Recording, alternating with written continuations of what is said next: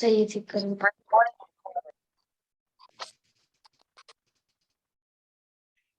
Okay, तो अब उसका सेकेंड यूसेज देखते हैं। पहला यूज तो ओल्ड पास्ट के लिए है, जो सबसे कम किया जाता है, क्योंकि उसी के लिए हम लोग चाहें तो पास्ट इंडेफिनिट भी यूज कर सकते हैं। लेकिन अब हम बात करेंगे दूसरे यूज की, जो ज्यादा कॉमन है। और ये जो दूसरा यूज है ना, ये बेसिकली कॉम्बिनेशन होता है। तो मैं आपको प्रेजेंट हमारा जो पास्ट परफेक्ट है, इसका एक बेस्ट यूज बताती हूँ। इसका बेस्ट यूज जो होता है वो किया जाता है डबल पास्ट के सेंटेंसेस में। डबल पास्ट में इस टेंस का यूज किया जाता है। किस टेंस का? पास्ट परफेक्ट टेंस का डबल पास्ट में यूज किया जाता है। डबल पास्ट किसको कहते हैं? जब हमारे पास में when we have two finished action, ठीक है, one action has finished, ठीक है, यहाँ पे क्योंकि अब हम कॉम्बिनेशन बना रहे हैं तो had finished before the second action। तो एक एक्शन जो है वो पहले वाले से मतलब एक एक्शन जो है वो दूसरे वाले एक्शन से पहले खत्म हुआ है। तो ऐसे ही दो एक्शन हमारे पास में रहते हैं, ठीक है। इसके लिए हम डबल पास्ट इसलिए बोलते हैं क्योंकि दो दो पास्ट के एक्शंस हैं, एक पहले खत्म हुआ है, दूसरा बाद में खत्म हुआ है। जो फर्स्ट फिनिश्ड एक्शन है उसको हम बनाते हैं पास्ट परफेक्ट में, और जो सेकंड फिनिश्ड एक्शन है we make it in past indefinite, इसीलिए इसे डबल पास्ट कहते हैं। फर्स्ट फिनिश्ड एक्शन को पास्ट परफेक्ट में बनाते हैं, सेकंड फिनिश्ड एक्शन को पास्ट इंडेफिनिट में, और एक कंजंक्शन के साथ जोड़ते हैं इसको, join with a conjunction। कौन सा कंजंक्शन हो सकता है बताती हूं। एक होगा बिफोर, एक होगा when, एक होगा आफ्टर, ठीक है, joined with a conjunction, ठीक है। अब सेंटेंस पहला वाला देखते हैं। मेरे डॉक्टर के पहुंचने से पहले पेशेंट मर चुका था। अब पहले आप लोग को गेस करना है एक्शन पहला कौन सा हुआ था। डॉक्टर को मरने का। डॉक्टर नहीं मर, पेशेंट को मरने। पहला एक्शन कौन सा है? आप कंफ्यूज क्यों हो रहे हैं? दो एक्शन है ना, एक है डॉक्टर का पहुंचना, एक है डॉक्टर को पहुंचने का, एक है डॉक्टर का पहुंचना, दूसरा है पेशेंट का मरना। आपके हिसाब से पहला एक्शन कौन सा हुआ था? पेशेंट का मरना। राइट, डॉक्टर बाद में पहुंचे थे, पेशेंट पहले मर चुका है। तो मतलब वो जो पेशेंट वाला सेंटेंस है वो पास्ट परफेक्ट में आएगा, और जो डॉक्टर के पहुंचने वाला सेंटेंस है वो पास्ट इंडेफिनिट में आएगा। पहले के लिए हम बिफोर लगा देंगे जो उसका मीनिंग होता है रियल। तो यहाँ पर जो मैं आपको स्ट्रक्चर बता रही हूँ, पास्ट परफेक्ट मतलब होगा हैड प्लस थर्ड फॉर्म, ठीक है, और पास्ट इंडेफिनिट आपको पता है वर्ब की डायरेक्ट सेकंड फॉर्म, ठीक है। चलो सेंटेंस बनाते हैं। The patient had died before the doctor reached him।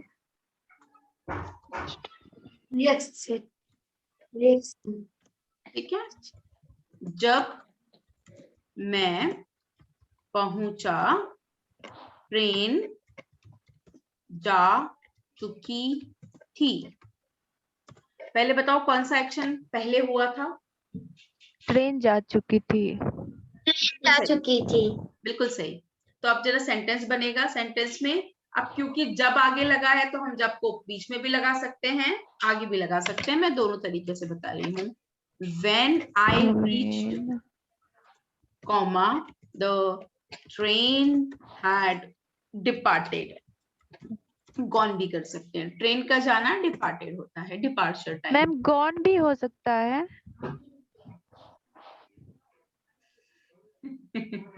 भाई बोलने हमने बोल दिया था, आपके क्वेश्चन पहले आ गया। हमने बोला था ना गॉन भी हो सकता है, डिपार्टेड स्पेशली ट्रेन के छूटने के लिए कहते हैं।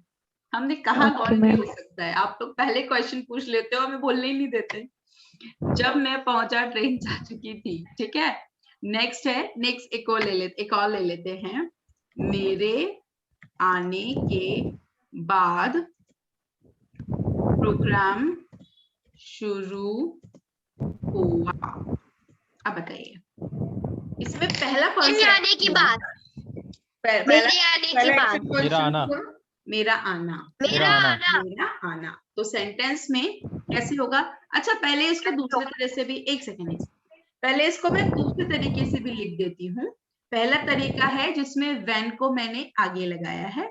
दूसरे तरीके में हम व्हेन को बीच में भी लगा सकते हैं। तो पूरा सेंटेंस उठा लूंगी।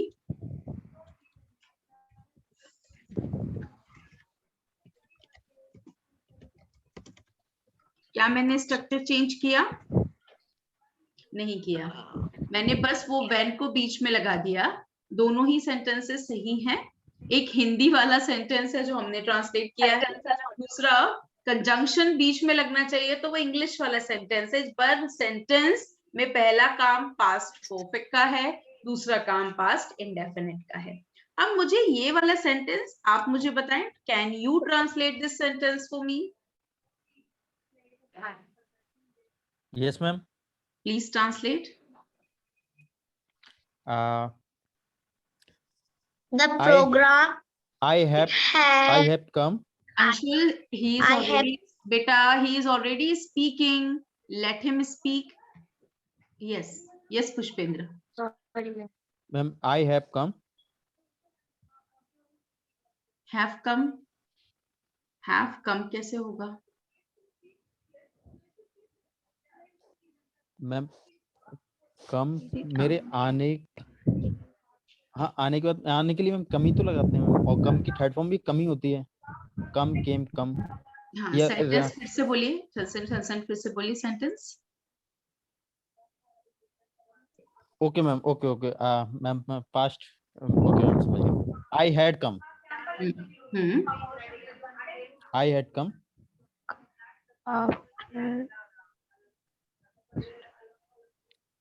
आफ्टर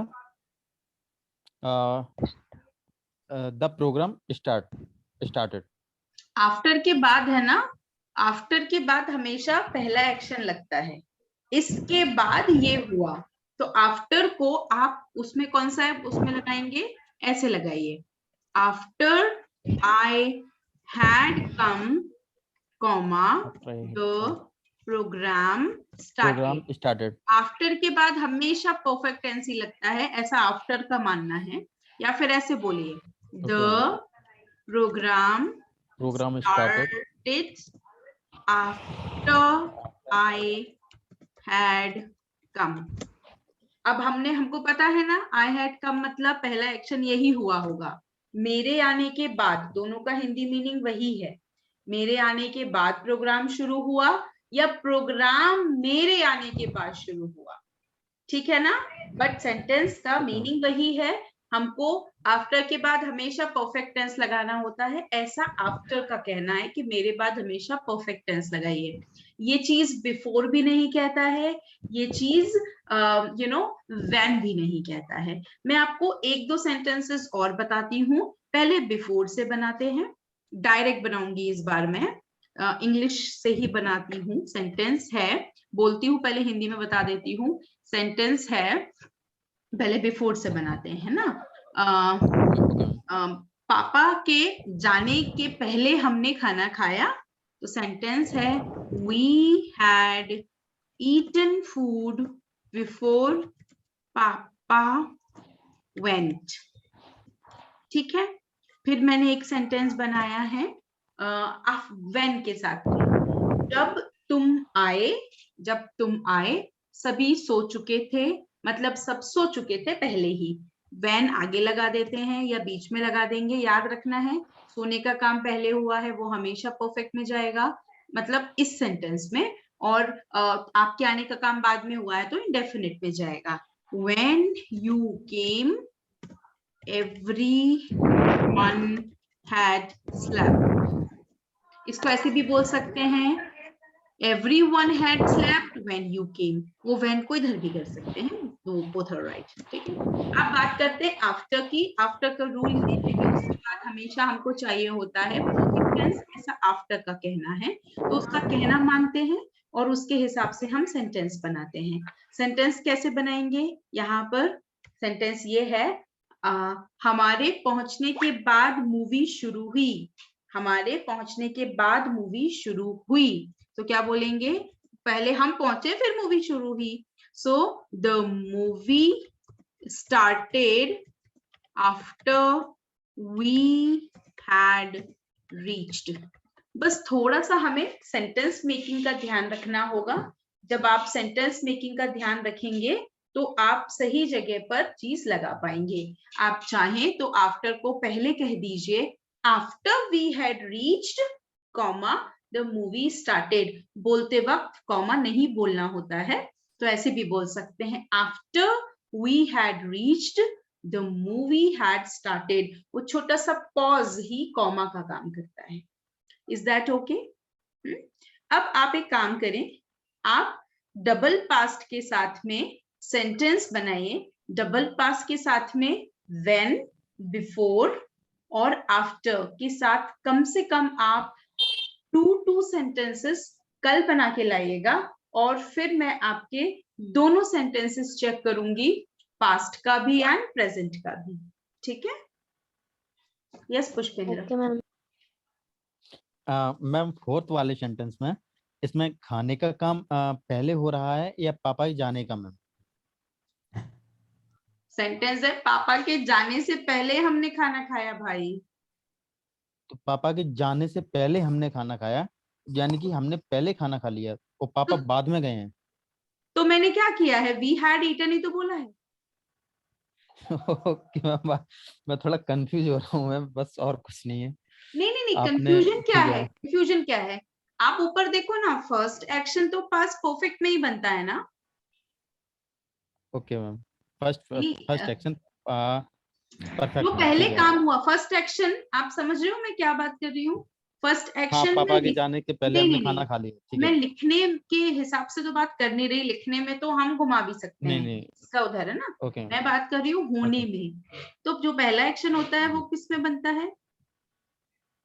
परफेक्ट में, तो हमने खाना पास्ट पहले खाया परफेक्ट में। कि पापा पहले गए?